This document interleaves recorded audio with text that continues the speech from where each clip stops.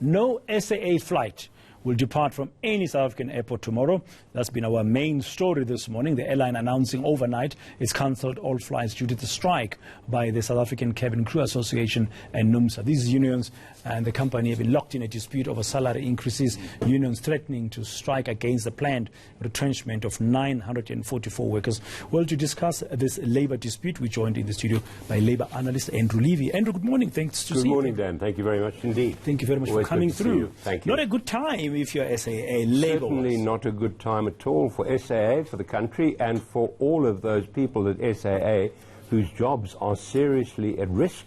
And hopefully they will carefully consider their situation before embarking on any industrial action at all. Now, currently, we've seen the SAA saying because of the strike that's pending, they've had to cancel flights tomorrow and Saturday, Friday and Saturday.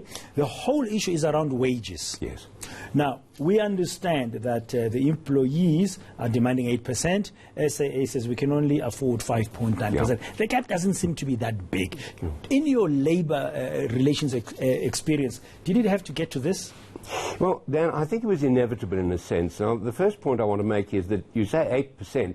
That's not only almost twice the inflation level, it's certainly significantly above the overall level of settlement across the economy right now by 1.5%. Of course, you're looking at people who work in the public, quasi-public sector. They tend to earn more than people in the private sector. If we look back on the question of wage increases in SAA, they've consistently been not only above inflation, but above the level. So there comes a point in any organization where they simply don't have the money.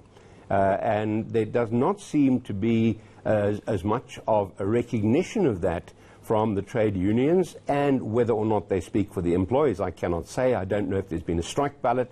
Of the seriousness of the situation. Now, we talk about the 5.9%.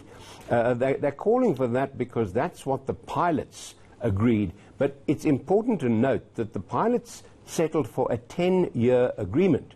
Now, that was really in favor, a very, very strong positive for the employer with fixed labor costs for 10 years ahead. But the unions wouldn't buy that, the other unions. I was about to raise the issue of the pilots. So SA is putting on the table for the unions a similar increase that has been offered and accepted by the pilots for 10 years. These unions are wanting 8%. But SAA doesn't have money. No, it doesn't have the money. So how can you increase salaries if you don't have the money? And secondly, if you don't fly Friday and Saturday, you stand to lose 100 million rand over the 2 days in revenue. SAA Monday, Tuesday, Wednesday are already booking to fly on some of the other airlines. So it's not just 2 days.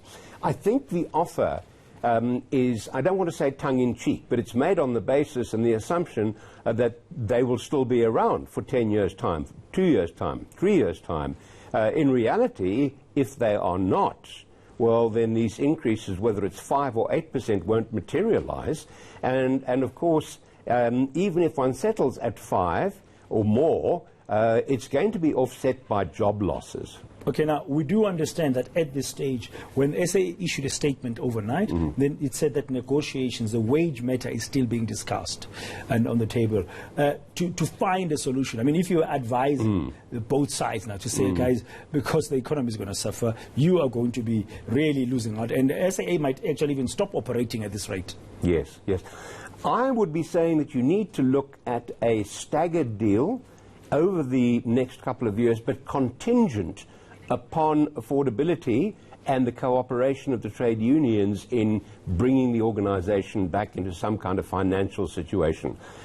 Because if you don't do that, there's nothing to be had. So this is a time where you say, we need cooperation, come to the table, give us your cooperation, and when it works, we'll give you your share. But if we don't do that, there's nothing for anybody. Okay, now, Andrew, finally, do workers have a case here to say, we didn't mess up SAA. The boardroom messed up SAA. The leadership messed up SAA. Why are we today made to pay for those mismanagement situations that happened in the past? Yeah, you know, Dan, we're going to hear that refrain time and time again from the unions, but the sad fact of life is that whether it's an organization, whether it's a union, whether it's a nation, we all pay the price for poor leadership. And in fact, it's not focusing on the reality that the public sector has for long been overpaid, underproductive, and we've had poor leadership.